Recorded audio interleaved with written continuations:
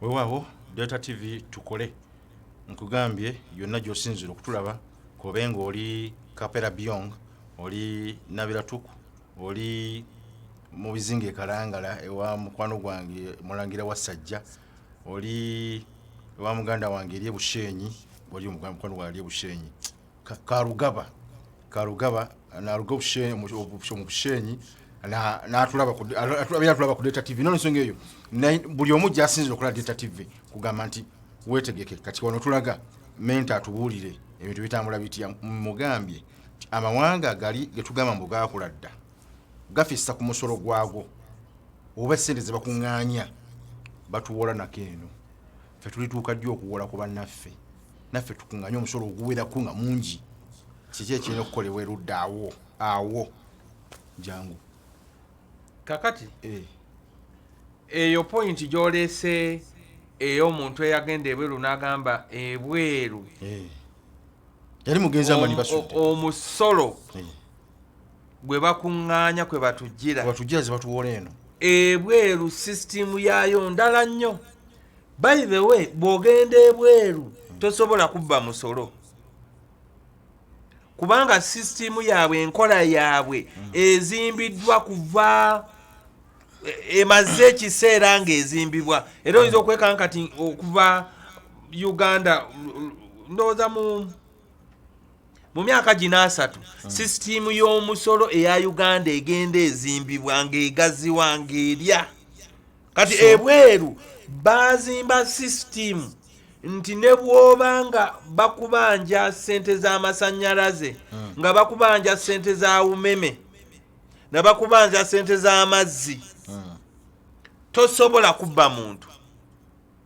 kubanga oli akuprovidinga service oba nyinza okugamba nti nkuprovidinga service ey'okuleetera kasasiro nkuprovidinga service ey'okutwalira abaana ku ssomero kati ngenda bugenzi mu banka yo ne ngamba mukulu kiini ono omulaba mutambuliza abaana yes mutuusiza amasannyalaze n'amazzi nga nti naye agambye okunsasula buli mwezi ye sisitimu yaabwe.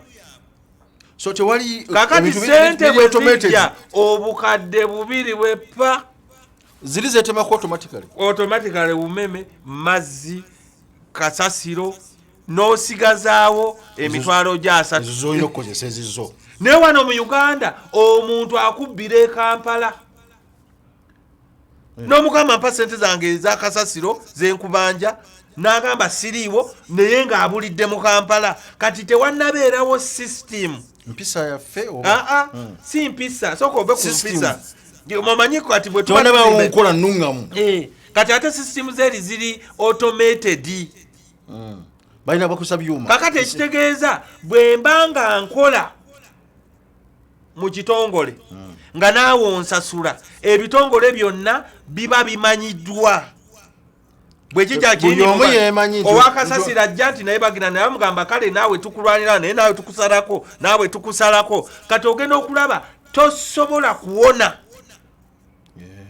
ng'osasula olina okusasula omuki omusolo kati obadde oyogera ku toilet eyakezino eza KCCA ezo tezisasula musolo era abantu sente babojjambojja ezo era omuntu osobola okugaggawulira ku ezo toilet abalenzi ababeeramu abo waliyo abanene abagira tende ezo naye ate eyo system teri kiriya kyova olaba eyinza okubeera unfair singa bagitereeza obulungi oyinza okwekanga nga abakola omwo bali organized ate ne government ng'ekola ki kakyova olaba waliyo ebintu bwe tuba tutunuulidde omusolo n'okukulakulana kw'ensi Uganda ebirina okulowoozebwako ebitusoomooza wano mu Uganda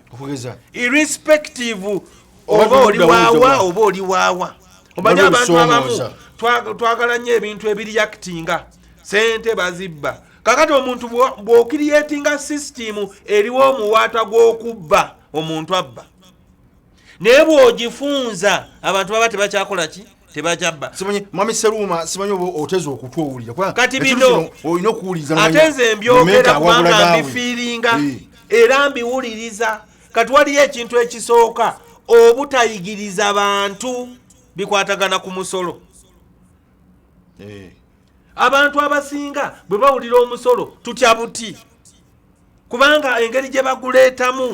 baguleetamu kukanga tetukitegedde bulungi kikulu nnyo ekyo mukyala Doris Akolo ndowooza ensonga eyo gira weetaagawo okusomesa abantu kakati ate ne approach ekozesebwa okusomesa bagamba kale abasuubuzi tujja basanga ekatwe mmwe tubasange wali wateekwa okubeerawo another approach to conscientize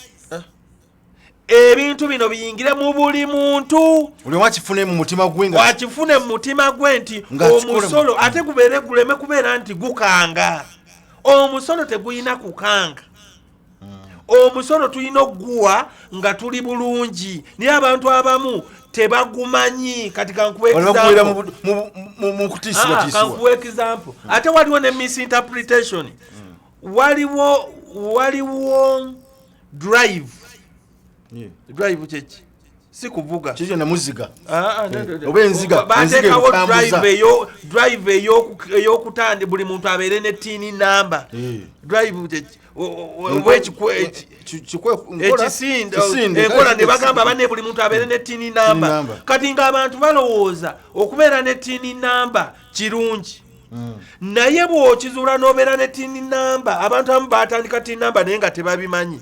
naye bw'ofuna tini namba kitegeeza oteekwa okukola accountability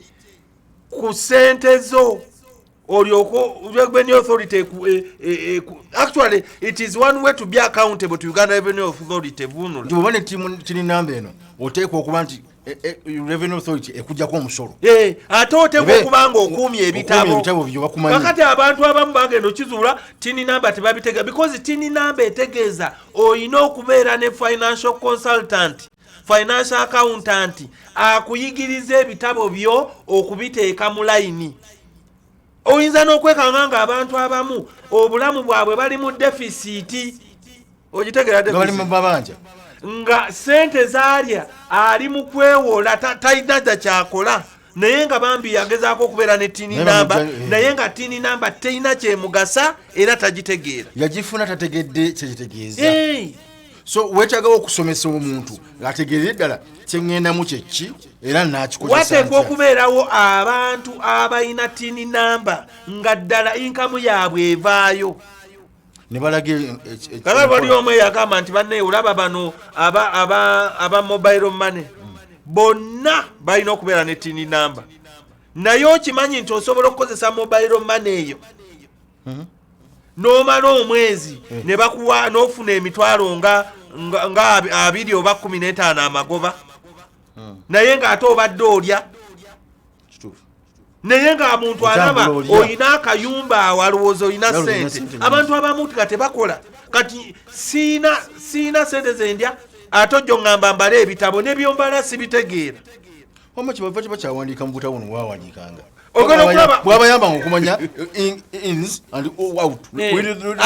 ate aba ali awo nga yemamaza nga ate bamubba kati ebyo tabimanyi kati abantu balina bayigiriza n'okuserekitinga nti omuntu nga tonnamuwa tini namba sooka omutegeera omanye obuzibu bwe tuyina abantu abasinga aba revenue sooka ove ku revenue bano aba Uganda Revenue Authority at least bali little bit organized naye ate aba local government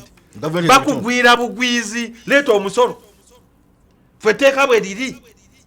kati ogenda okulaba omusolo gufuuse omusasuzi agulabanga ebadeni kibi nnyo nnyo gyali omusalaba naye ng'ate omuntu bw'obeera nga omwagazisizza ekintu kino kikulu nnyo abantu abayigirize tutegeere ate tebatuyingiriza nga batukanga because ensi yaffe kubanga abantu bangi nnyo badduse olw'omusolo badduse ekyokubiri ekitusoomooza obutamanya bw'omuntu libaloni obutamanya musolo guli bugenda kutambuzibwamu wabula ogw'obutamanya iriturase tobimanyi ne bwe bakuyigiriza tobitegeera kati wabeerawo obuzibu kyova olaba nze ntera nnyo okugamba abantu abamu even batya n'okufuna ba consultant babayambe ku bitabo byabwe tebakkiriza business nayiganjike bwenki nze mmanyi ebyange nze nyabizanye n'embyesa sere zange ziweze ate oyagala okuyingiza waka kati olaba obutamanya obwo ogenda okulaba ono bwe bamugwira ng'ate akola bribe ng'ate oyinza n'okwekanga omusolo ng'ate wandiwaddeyo katono nnyo okusinga na zino z'okoze eki so singa oba otegeezeddwa n'onyonyolwa kyogenda okukola n'okitegiira n'ojjamu ne buli okuba nti tobutamanya bukume nawe n'obangukamu kati obutamanya abamu tebaagala na kubanya bya bitabo katamanya nyingiza tamanya nfuluma manyi mu Uganda wano engeri gye tukwatamu ebitabo bwe nzijja wano nenziteeka wano nenzijja wano nenziteeka wano tolabye Victor wagamba ayagala kuva mu kibuga agende mu kyalo ayagala kulima ne mu kyalo bajja mulumbayo because now they are widening the base toddukanga ekintu olw'okuba okitidde nze bakiŋŋamba dduka ekintu todduka genda mu kyalo ng'olina kyononayo togenda mu kyalo nti odduka olw'okuba omusolo era ojja kugusangayo onoofa odduka buddusi therefore abantu balina okukimanya nti nno tuyige nnyo ku bikwatagana ku musolo tugenda basomesa tutya ate era byebimu bye bino kuba mwami Seruma ne basajja be bajja kutambula bakome ku ggombolola gombolo lemwe nimwe byalo 8 we byalo 10 kati ate abantu abo batuuka ko bali n'aba abakulu ab'omusolo they are so elite nabo tebategeera baliko nedda gundi bunula bulungi they are so elite elite ebintu babivuunula mu ngeri ya kika kya waggulu kwe kugamba nti kyeboogerako si kyekiri mu Uganda oluusi bajja ne boogera ebintu nga tebali ku ground naye nga balaga olina balance brought down kwegamba level za waggulu nnyo kati ne bakukanga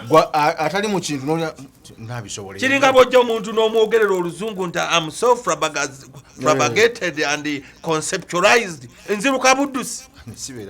kubanga oyogerera waggulu they don't know how to calm down omuntu ng'oyagala ategeera ekintu tandikira ku kyamanyi ogende begin from the simple to complex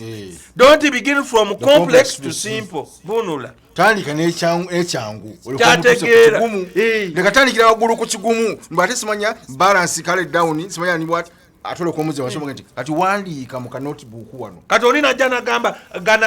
guno omusolo teeka bw'onoogaana tujja kusiba omaze okuntiisa so volaba me I appreciate eno kati nga guno omwezi we baguteekako olaba bwe batandika okujja nti eno wiiki yaku appreciate nga abantu abadde omusolo mujje tukole bwe tuti tukoleyo pate naye kati manya bameka abagenda ekkololo batono nnyo kasuubira nti waliwo gundi yamaanyi nnyo kugaana abantu nti atalina kaadi nedda it is free it is free bakuyigiriza bakuzimanya driving license ofuna yabwerere bakusomesa naye kati drive ezo zibeera beta okulaba nga ziriko zitasanzibwa mu ggwanga in a simple way nga bwolaba kankuwa example oba omusolo kye balina okukola nga bwolaba telecom company kati nga MTN bwemakinga sure nti etuuka ne mu kyalo ewa maama wange nemuguza airtime nga buli mwezi maama wange ayinza okufulumya emitwalo ng'ena kati omanya mode ye MTN singa URA egikozesa Uganda yandibadde wala kubanga MTN tekanga eyina bwesensera neyeeta omusajja dabulo nti ennywa bubiri busatu nemala ebeera innovative every time twagasise bannayuganda okusasula omusolo tugumunyonyolenga akanake girimba atakabulira MTN everywhere you go balina akanake girimba ata nga kanyonyola ekintu mu ngeri eri katemba ne kasikiriza omulabi n'ali mu kyalo n'akategeera kati ekitegeeza Uganda Revenue Authority eyina okuteekamu innovation kwegamba innovation ng'okyusa abantu obwongo okusinga okukozesa kanga baana toyota patro okututika ku patro era n'ebigambo byennyini tojja kuggala dduuka lyange muyita mu ngeri ennungi batuggyemu obutamanya ate obutamanya obwo obumu buli psychological, it is a mind disease. waliwo kitutomeza obututomeza kiyingira mu bwongo batukanga naye oyinza kati omuntu odduka otya omusolo ogw'omutwalo sincere era nze omusolo ogw'omutwe ndaba by the way gwandi omusolo si mubyo gw'omutwalo gumu naye nga baguteekamu okukanga omugwa bagusibye ku mugwa gamba kale oba oyinayo ekintu kireete kugombola tukitunde tuggyemu omusolo lyande twagala sente tebaneesiziina kasooli wange sindamutunda tetotubuulira muguwagwa kati ekyo ekisoomoozo ekyokusatu multiple taxing okusasuza emirundi egisuka mugumu omuntu omu n'osasula omusolo nga naye kwegamba kati kakubuulire kati oyinza okubeerangako entebe express n'ogenda ne bakusasuza revenue nekusasuza ekipande local government nekusasuza ekipande oba okyali awo n'osasula ogwa local taxi ate oba okyali awo Uganda Revenue Authority nayo nejja nti nawo twagala income tax manya ate oyina looni naye byonna tobitegeera totegeera local taxi income tax ekyekipande ate ekipande ekigazi kwegamba n'ogamba najja wano kiki kubanga kibi nnyo omuntu okusaba omusolo nga tewalidde kyamisana oli najja n'akugala pwi naye nga survival yo yokka ebadde mu dduuka wadde okolera naye akusasuza buli kamu tobitegeera buli muntu ajja n'agamba bali ba revenue fe ate tuli ba yunura wuliriza waliwo yunura ewakagina kagina yali mu waliwo ekipande ekya yunura ne wabeerawo ekipande ekya local government byonna biri kukubo biraga anti kino kyosimbye mu road reserve era oyinza okwegera ate bano nabo ne bajja aba local government ne bagamba ekipande kyo kigazibwa ekiti ne bakusaba omusolo oba oli awo abayunula ne bajja local government n'osasula omusolo ogwa license ate oba okyali awo ne bakuleeta n'ekibaluwa kya Uganda Revenue Authority osasule income tax naye nga ne income tax togimanyi tosobola kukuuma na bitabo tonaba kukuŋŋaanya wadde omutwalo kakati at the end of it all olaba nti abantu ebintu bibeera so complex kyova olaba nali ŋŋamba itheyewe wetusobola okustreamlininga omusolo guno omuntu atalina capacity ebala bitabo kubanga waliyo omuntu nyinza okuba nfuna emitwalo 3 n'osaba income tax ngate nga bwenkwata kwezo sente okuyita accountant oba financial person ng'atajja kunkuba 10 lwaki tetubeera na levels entugamba abantu aba level SME okuka wansi abo basasule sente bweziti kati bano abalina capacity bale ebitabo nabo bagende mu maaso ate tuba supporting because the more people go up mu kulaakulana the more they pay the taxes naye bw'oleeta confusion eya multiplex of success ate nga ebitongole tebikwatagana abasasula omusolo babeera confused ebitongole bino byonna bya gavumenti byonna anti yunura bwe biba bizze netugamba nti ebitongole bino byo nga byo bisooke byetereeza bigambe nti yenna omuntu ali awo sente bwezitize tumuggyako nga za mulundi gumu nga tetujje tenize nazze naye nonazze fena tumuggyako omulundi gumu tumanyi nti emitwalo 4 gyegikuggibwako omwezi oba omwaka fe bwetuzituuse eno twegabireko nti omutwalo gumu gwa UNRA mulala gwa URA kiba beta okusinga okuntramatizinga mba ntudde awo n'oleeta gundi license assessment n'ogamba 15 mba nkyali awo ne bagamba waliyo abajja abatenda abalina ekipande kino ekiri ku gundi ekiri nga ku dduuka ekyo n'okisasula oba okyali awo nga te waliwo ekirala ky'otadde mu maaso aba yunura ne bagamba wano w'otadde si waffe kati n'ogamba actually ofuna obusungu mu nsi yange muno ndiko ki ate nga tofuna and it is very bad okusaba omuntu omusolo nga tafunye magoba era kiri very bad okufuna amagoba n'otasasula ki musolo naye ate oyinza okwekanga nga abamu tebafuna magoba naye nga bakuforcinga okusasula omusolo nozikuwale n'osasula obeerewo just wetaasa kati wabeerawo omutima omubi kyova olaba gavumenti alina kye yakola ku ba investor negamba bu investor bwobazze Uganda tukuba tax holiday kwegamba n'owulira bulungi n'ogamba tax holiday ya myaka 4 si wa musolo wootuukira ng'otandise okuwa ng'owulira bulungi naye kiki kye tuteeka mu bantu babeere nga baagala okusasula omusolo ekyo kikulu nnyo multiple taxing erina okubeera streamlined muntu aleme kubeera nga obwongo bunyigiriziddwa ate ti psychological kubanga abantu 10 bwe bajja nga buli omu akusaba omusolo guli confuse n'ogamba ate empadde bano ate byonna si gavumenti ntebe tetubimanyi fe ordinance yaffe mu district olina okusasula omusolo babbi gavumenti nzibi ate munnanga abamu be bagwesololeza ne bagweriira so abo nabo balina omuzannyo waliyo system teri kiriyani ajjawo omusolo abamu ayinza okukola ne risiiti ye n'agutwala so tulina okutulimininga system nga nnungi tuganyulwe mu musolo oguli mu Uganda kati waliwo kano misuse of taxes akabantu keboogere nnyo musolo mukozesa ki bagubba kiyinza okubeerawo naye nakyo kyakusoomooza kinene wali abantu bangi nnyo abagamba nze sijja kuwa musolo kubanga siraba kyegukola kakati ekyo abakulembeze tewaliwo olutalo agenze mu ddwaliro nafunayo n'akadagala naye tamanyi kyegukola tomunyonyola bingi ayinza okubanga naye abiraba kati nga olabanga mu ddwaliro bagamba tewali ddagala kati ebintu ng'ebyo nga bimunyiiza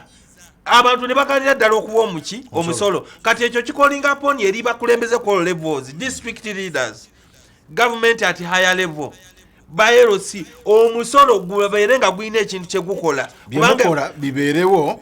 omuntu ono asanyusibwe abe mulamu bulungi kati abazungu babajiga omusolo actually guyinza okubeera nga 60% tosobola gaggawalira bweru olwana nnyo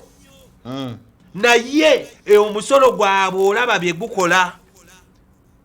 omwana wo bw'alwala mu ddwaliro lya bwereere omwana asoma paka university life education yona insurance gyeziri naye waliwo omuntu nga omusolo gake ne tax base yaffe entono kyobola batugamba government bwe beeyagala okufuna omusolo mungi egaziye tax base jaka abantu abawansi omusolo mutono ne bangi basasule obaagazise esooka eriikirize small scale and medium enterprises bugaziwe tax base egende ng'ekula awo tusituke lumu ekyo okimanyi kati ne bw'ojja ku siringi 5 ku buli munnayuganda buli lunaku buli munnayuganda ezo sente nyingi nnyo tolina wozijja naye waliyo abannayuganda abatawana musolo kubanga tax base akatimba kaabwe tekabatuukako ate bwe kabatuukako kabakanga bateekeko omusolo ogwa wansi gwe basobola okuwa omutono actually baagazise nga batandika mpola gye bakoma okutandika mpola bakuze omanyi obuzibu obuli mu Uganda they milk cows but they don't feed them kati nyinza okugenda n'entandika bizinesi yange nfunye looni ya $5,000,000 ngitandise ku luguudo sinatandika nakola